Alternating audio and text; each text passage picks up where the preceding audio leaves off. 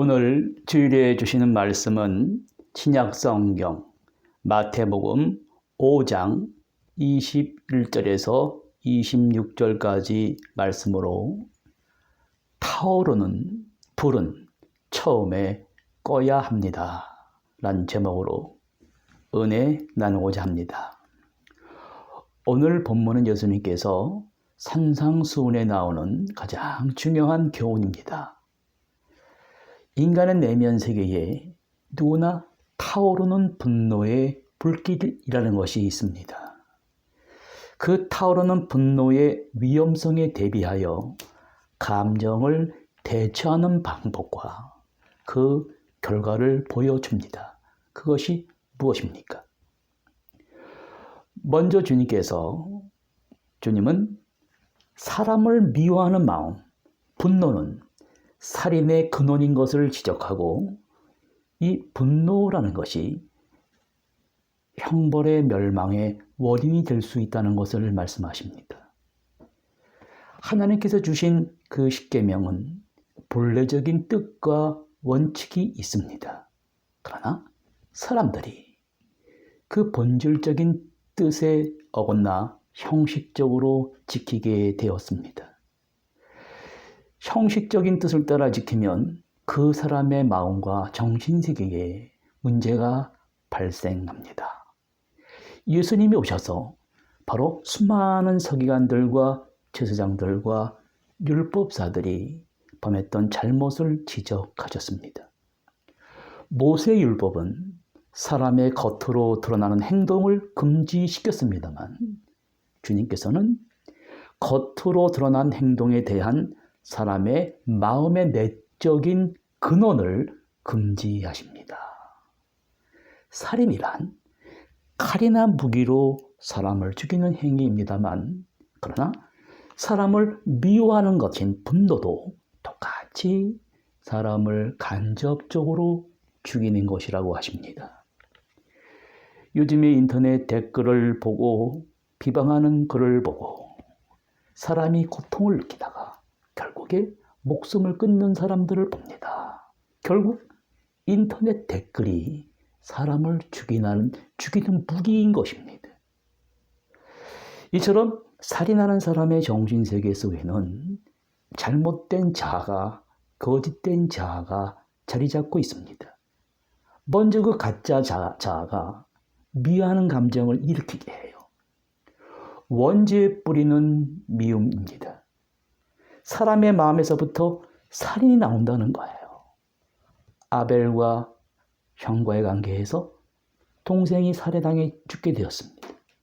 가인은 마음속으로 아벨의 제사는 하나님이 받으시고 내 제사는 받지 않자 분명히 이것은 내 잘못인데 그런 생각은 안 하고 아벨을 죽이면서 문제를 해결하려고 했습니다. 이처럼 처음에 시작되는 미움은 타오르는 불과 같습니다. 불을 어떻게 끌 수가 있겠습니까? 사도 바울은 욕심이 잉태한 즉 죄를 낳고 죄가 장성한 즉 죽음을 낳는다고 했습니다. 사람의 미움과 분노라는 감정은 나도 모르게 무의식적으로 쌓여있다가 고개를 내밀고 사람의 의식의 세계에 나타납니다. 주님은 사람들의 내면 깊숙한 곳에서 나오는 미움도 증오도 살인만큼 무서운 죄라는 것을 이렇게 보여주십니다. 먼저 예수님의 재판의 모습은 세상의 법정의 재판 모습과 다릅니다. 일반 세상 법정에서 판사는 살인범에게 왜 사람을 죽였습니까? 이렇게 물어봅니다. 재판관이 물으면 내가 미워했다는 감정을 가졌기 때문에 사람을 죽인 결정적인 이유로 보지 않습니다. 처음에 미워했고 그것이 쌓이고 원한을 맺고 하다가 무기를 들고 찾아가 죽였다는 거예요. 그러면 그 살인사건은 무기라는 증거를 확보하고 사람을 죽였다는 죄목으로 사람을 형벌에 처합니다. 그러나 예수님은 아닙니다. 살인의 근원은 사람을 죽인 무기가 증거가 아니라는 거예요. 마음속으로 분노했다라는 거예요. 분노가 바로 원리상 살인이라는 것입니다. 우리에게 큰 경각심을 주는 것은 세상의 어떤 법정에서도 한 사람의 정신적이고 내면적인 분노의 사건을 살인으로 다루지 않더라도 하나님의 심판은 내적으로 분노하는 사람을 위험한 범죄임을 다루고 있습니다. 따라서 이 말의 의미는 사람이 무기를 가지고 살인하지 않았다는 것만으로는 더 나은 의의를 소유하고 있다고 할 수 없는 것이라는 사실을 말씀하십니다. 미움과 분노는 품는 순간부터 우리 건강에 이상 반응이 옵니다. 스트레스를 일으켜요. 살인사건의 80%가 분노를 참지 못하는 데서 일어난다고 합니다. 매스컴에 나타나는 살인사건, 폭행, 방화, 분노의 결과로 일어나는 흉악한 범죄입니다. 주님은 경고합니다. 형제에게 노하는 자마다 심판을 받게 되고 노를 삼가도록 엄히 경계하십니다. 인생의 중반기를 지나는 사람들은 누구나 적지 않은 자신의 개성을 억누르며 살고 있다고 합니다. 억누르며 살았던 이 분노가 시간이 지나면 쌓였다가 폭발한다는 거예요. 이 분노란 말의 이 anger의 어원은 인도 유럽어적인 어글인 anch입니다. 이 말은 영어의 anxiety, 걱정, anger, 불안, 협심증, angina의 어원으로 이 뜻은 단단히 죄다, 억누르다란 뜻입니다. 사람들은 대부분 모든 사회와 가정에서 자신의 충동적 본성을 억눌러야 하는 것으로 간주하면서 살아갑니다. 그러니 시간이 지나면서 분노가 쌓입니다. 이러한 분노가 충동적 본성과 연결되어 있던 에너지가 있는데 이 에너지가 어디로 갈까요? 이 에너지 때문에 사람들은 맹목적인 야망을 불태우거나 술을 마시거나 마약을 복용하거나 자신과 타인을 학대합니다. 성경은 이러한 분노를 잘 적절히 다루고 인정하고 잘 처신하면 이 분노라는 것은 또 다른 변화를 이끌 수 있는 긍정적인 자극이 될 수 있다는 것을 말씀하고 있습니다. 그 후에 진짜가 아닌 삶은 더 이상 살지 않게 될 것이라는 것입니다. 누구나 평생에 걸쳐 일어난 거짓된 삶인 이 페르소나, 가짜 삶에 투자한 개인에게 분노라는 그림자는 분명히 골칫거리지만 성경은 누구나 가지고 있는 자아의 현실을 있는 그대로 인정하고 그 어두운 그림자로부터 느낄 자유를 쟁취하는 일은 내면의 상처를 어느 정도 치유하고 긍정적인 삶을 위해 진일보하기 위해 반드시 필요하다고 합니다. 그래서 성경은 인간의 욕심과 분노와 탐욕은 무의식적으로 끝이 없이 생기기 때문에 성경에서 가장 중요한 주제로 등장을 합니다. 오늘 우리 정보 시대가 주는 이유도 있지만 날마다 쏟아지는 불필요한 뉴스와 정보에 너무나 많은 시간들을 사람들은 할애하고 있습니다. 이러다 보니 10대 청소년들과 청장년까지도 대중매체의 문화에 나타난 소비지향적인 가치를 행복의 기준으로 여겨요. 그것과 같지 않다면 자신이 불행하다고 불만을 터뜨립니다. TV 속에서는 거짓된 가치관과 자신의 처지를 비교하면서 대등한 형편이 아니면 자신을 평균 이하라고 믿게 합니다. TV와 대중매체와 이 시대의 첨단 정보와 사회는 필요합니다. 그러나 성경에 나타난 가치 기준을 중심적으로 생활하는 크리스찬들은 남다른 가치관을 가지고 살아야 합니다. 진정한 행복은 물질이나 환경이 아닙니다. 오늘 이 말씀을 보십시오. 분노하는 마음의 실체, 분노하는 위험성의 실체를 바로 알아야 합니다. 처음에는 분노해요. 그 다음에 라가, 히브리인들의 욕입니다. 마지막 밀어난 놈이라는 말을 불러일으키는 살인이라는 그 원인 제공의 그 위험성을 정확히 깨달아서 다가올 하나님의 재판장 앞에서 선 나의 모습을 바라볼 수 있어야 합니다. 하나님의 재판장에서는 실제적 살인을 한 사람만 형벌을 당하게 하는 것만이 아니에요. 나의 거짓된 자아가 일으키게 하는 파괴적인 정신적 분노가 불타올라 거기서 저주의 말이 나오게 되는 그러한 마음도 동일한 형벌을 받게 된다는 것입니다. 사람의 거짓된 마음의 이면에 있는 무의식적인 동기까지 다 포함됩니다. 예수님은 이 세 가지 발전 단계의 첫 번째, 분노라는 정신적 생각과 또 욕을 하는 그 사람의 언어의 죄, 그리고 오직 죽음으로써 보상되는 육체적 살인과 이 세 가지를 다 같은 차원의 위험성에 놓고 있습니다. 그러면 이러한 일이 왜 일어나겠습니까? 전도서 7장 9절에 급한 마음으로 노를 바라지 말라. 노는 우매한 자들의 품에 머무름이니라. 다시 말하면 바보들은 화를 품에 넣고 키운다는 말이에요. 무엇이 잘안되면 자기 허물을 생각지 않고 공연히 남을 원망하며 분노할 때가 있습니다. 다시 말하면 내 안에 다른 나인 거짓된 자에 속아 분노를 일으키는 거예요. 욕을 하게 됩니다. 미련한 사람이라고 욕을 하게 되면 결국 지옥불에 들어가게 되는 그 이유가 상대방의 인격에 참혹한 상처를 안기는 것이라는 것입니다.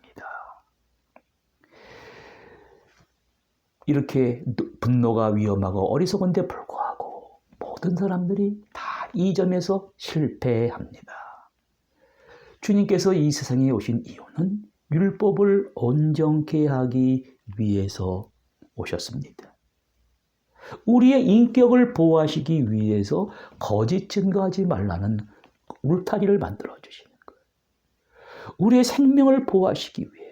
그런데 그러한 사람을 가르쳐서 쓸모없는 놈이다. 남의 존재 가치를 부정해서는 안 되는 것입니다. 남의 존재를 부정하는 말을 서슴없이 함으로 살인을 해요. 내 마음에서부터 그 사람의 존재를 죽여버리는 것입니다. 그러니 그 말을 듣는 사람이 감당치 못해서 죽음으로 향하게 돼요.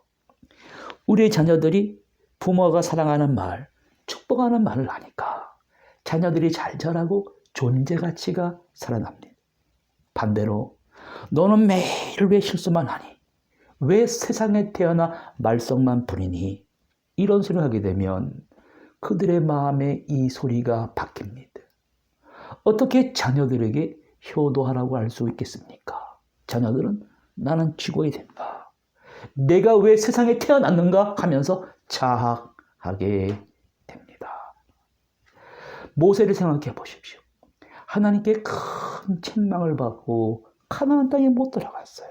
그 이유가 뭡니까? 분노하고 흥분하는 것을 참지 못했습니다. 이스라엘 백성들을 향하여 이 패역한 놈들아 라고 하면서 욕을 하고 저주를 했습니다. 하나님께서 모세에게 나의 거룩함을 드러내지 않았다. 너는 마음속으로 그들을 살인했다라는 것입니다. 그러면 오늘 우리도 이 분노의 위험성을 알고 바보 같은 우매한 짓인 줄 알면서 우리도 참지 못하고 이러한 보편성을 띠고 살아가는 우리에게 성경은 좋은 소식을 이렇게 들려줍니다. 잠언 16장 22절에 노하기를 더디하는 자는 용사보다 낫고 자기 마음을 다스리는 자는 성을 빼앗는 자보다 나으니라. 분을 마음속에 품고 있으면 먼저 자신에게 해롭고 심리적으로 정신적으로 건강도 해가 됩니다. 잠이 오질 않습니다. 그리고 분을 품고 마음속에 억눌러두면 기회가 있으면 언젠가는 갑자기 폭발하여 큰 범죄를 범합니다. 그러면 이러한 일을 당하고 있는데 막 끌어오르는데 이 일을 어떻게 해야 하겠습니까? 주위에 불만투성인 사람들을 찾아봅니다. 그들은 자신의 삶에 불만을 느끼고 더 나은 삶을 갈망합니다. 그러나 그런 사람들을 위한 파라다이스가 있을까요? 재산이 많은 분들을 주위에 보면 한 달에 벌어들이는 이 수입 자체가 천문학적인 숫자입니다. 그러나 우리는 그것을 보면서 얼마나 좋을까 하면서 비교하면서 분노하는 경우가 있습니다만 그렇지 않습니다.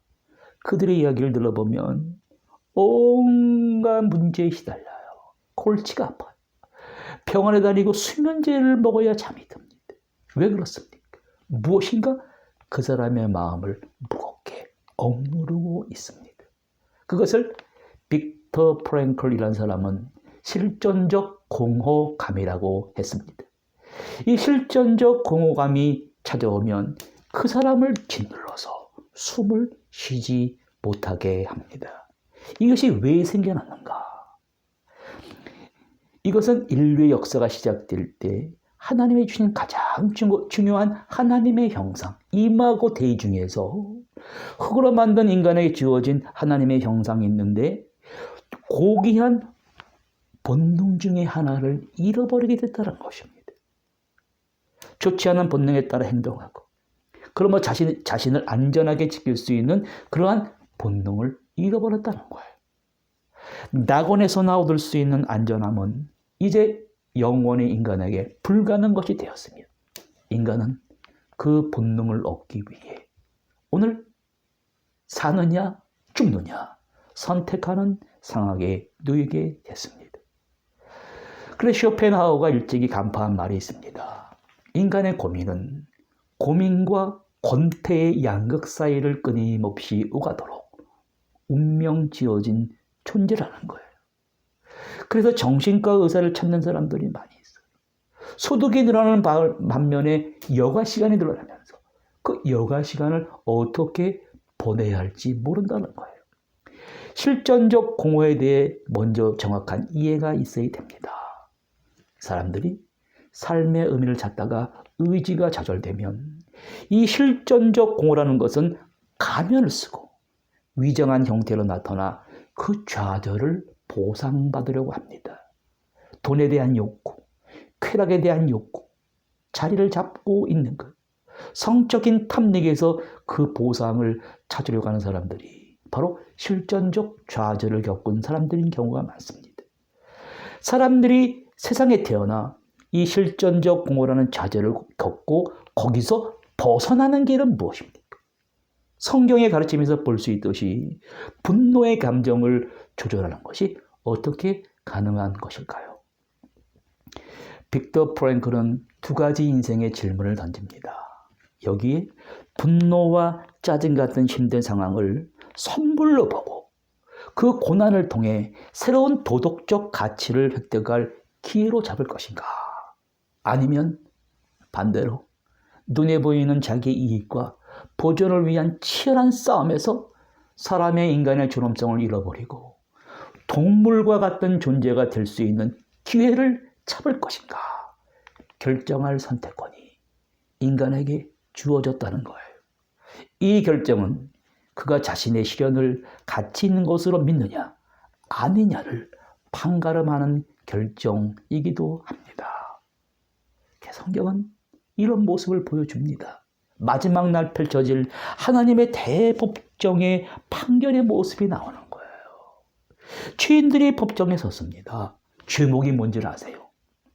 용서하지 않고 분노하며 이웃을 정신적인 감옥에 가둔 죄인들이에요. 무기로 살인을 하지 않았지만 정신적으로 미워하며 상처를 주고 정신적인 살인을 한 죄인들의 모습을 보라고 하십니다. 더 큰 문제는 하나님의 법정에서조차 그러한 정신적인 살인을 한 자신의 죄를 들여다볼 줄 모른다는 것입니다. 오늘 예수님께서는 바로 그 기회가 나에게 다가옵니다. 그 기회가 올 때 내가 피해를 준 이웃과 가족들을 찾아가 급히 화해하라고 하십니다. 왜 급히 하라고 하십니까? 마지막 종말이 빨리 다가옵니다. 그 심판이 다가오면 우리를 고발하는 자가 재판관에게 내어주고 감옥에 가둘까 염려하라는 거예요. 주님이 십자가에 달린 한 강도에게 숨이 끊어지면서까지 하신 말씀을 우리는 올바로 기억해야 됩니다. 이 모습은 장차 우리 앞에 펼쳐질 심판의 대법정의 흡사판입니다. 누가복음 23장 39절에 43절에 주님과 함께 십자가에 달린 두 강도 이야기가 나옵니다. 한 강도처럼 구원받을 사람이 있을 것이고 그렇지 못할 사람이 있을 거라는 거예요. 주님께서 너는 오늘 나와 함께 낙원 파라다이스에 있을 것이다. 한 강도는 강도짓을 평생하고 살다가 주님과 함께 십자가를 지고 가다가 그분이 십자가상에서 하시는 말씀 가상칠언 하나씩 잘 말씀을 들었습니다. 평생을 강도짓 했지만 장차 파라다이스에 갈 인격과 품성을 갖추었어요. 그러나 옆에 있는 다른 강도는 평생 남의 것을 빼앗는 강도짓을 했습니다. 자신의 생명의 호흡이 끊어지는 순간에 파라다이스의 초청을 받은 사람을 보고 듣고도 그는 주님을 비방했습니다. 현실 속에 바로 옆에서 한 강도는 그 십자가에 달리는 그 냉혹한 현실 가운데 주님을 받아들이고 자신의 죄를 용서해 달라고 했습니다. 그는 구원받아 낙원에 주님과 함께 들어갔습니다. 숨이 끊어지기 바로 전이랄지라도 이 땅에서 그 말 한마디로 인해 그 마음속에 주님이 하신 말씀 하나님 나라는 너희 안에 있느니라 평화와 천국을 이뤘습니다. 그 강도는 더 이상 거짓된 자아가 아니라 진정한 자아를 찾고 주님과 함께 낙원에 들어갔습니다. 한 사람은 똑같은 기회가 주어졌는데 마음속에 평화와 천국을 이루지 못하고 마음속에까지 강도짓하고 지옥 갈 행동하다가 결국 구원받지 못했습니다. 엄밀한 의미에서 이 강도는 강도짓 하다가 인간의 법정에서 지금 형을 받고 지금 집행 중이에요. 동시에 성경에 나타나지 않은 또 다른 중대한 면을 이렇게 보여줍니다. 바로 그 시간에 당시에 다른 강도들이 있었습니다. 예수님을 십자가에 못 박은 제사장과 서기관과 율법사들은 인간의 영혼을 강탈하는 강도였습니다. 그들은 형제들을 비방하며 욕하며 마음속으로 정신적으로 살인하는 살인 강도였어요. 세상의 법정에서는 인간의 마음을 아프게 하고 인간의 영혼을 도둑질하는 사람을 심판하지 않습니다. 그러나 장차 우리 앞에 펼쳐질 하나님의 법정에서는 심판받습니다. 여러분, 우리도 이 말씀을 통해 우리 마음과 행동 속에서 의식적으로 무의식적으로 알게 모르게 살인을 하고 있다는 것을 생각해야 됩니다. 주님께서 서로 악한 감정을 가지고 와서 그냥 제사 예배드리지 말고 먼저 찾아가서 내가 잘못했습니다. 내가 미안합니다. 화해 없이 예배와 제물을 드리면 하나님께 전달이 되지 않는다고 말씀하십니다. 중세 1221년에서 74년까지 이탈리아의 성 보나벤처라는 사람이 그래서 이러한 영혼을 위한 기도문을 썼습니다. 하루라는 것은 빛이 어둠 위로 나타난 날입니다. 거짓된 자아를 버리고 참된 자아가 되기 위한 융합의 조건의 첫째는 감각의 세상으로부터 관심을 거두고, 둘째는 마음의 내적 세계와 숨겨진 천상의 하나님의 이미지와 진리로 관심을 돌리고, 마지막 세 번째는 초월적인 하나의 시간 밖의 영원한 잠재적 세계에 대해 깊이 생각하라는 것입니다. 그런데 거짓된 자아의 온상인 내 정신세계 속에 내 망상의 장막을 걷어내는 일은 비참하고 고통스럽기까지 합니다. 그러나 악에게 지지 말고 선으로 악을 이기라고 하십니다. 미워하는 그림자를 없애기 위해서는 선이라는 값을 지불해야 합니다. 선이라는 값을 지불하기 위해서는 많은 인내와 재치를 요구합니다. 여러분, 세상은 불안한 사회입니다. 거대한 불안 사회입니다. 사람들은 일평생 불안과 분노에 시달리다가 분노의 불길을 멈추지 못하고 서서히 죽어갑니다. 어떻게? 타오르는 분노의 불길을 멈출 수 있습니까? 처음에 꺼야 합니다. 힘들고 어려우고 지칠 때 잠시 모든 일을 중단하고 멈춰야 됩니다. 그리고 하나님을 바라봐야 됩니다. 하나님의 선하심과 능력을 묵상하는 것이 그 불길을 끌 수 있는 소화기입니다. 그리고 이러한 불안정한 세상, 불안전한 세상 속에서 하나님만을 신뢰해야 합니다. 하나님께서 모든 것을 다스리시기 때문입니다. 기도하시겠습니다. 하나님 아버지, 오늘 주신 말씀을 통해 미래 우리에게 다가올 법정 앞에서의 모습을 보여주시오니 감사합니다. 그리고 타오르는 분노의 불길을 멈추는 방법과 그 결과를 생생하게 보여주시니 감사합니다.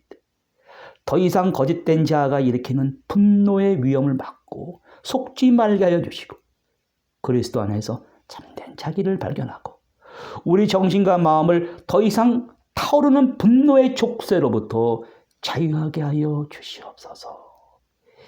이 불안한 세상 속에서 분노의 불길이 타오를 때 잠시 멈추고 하나님의 선하심과 그 능력을 바라보면서 잠잠히 묵상하게 하여 주시옵소서.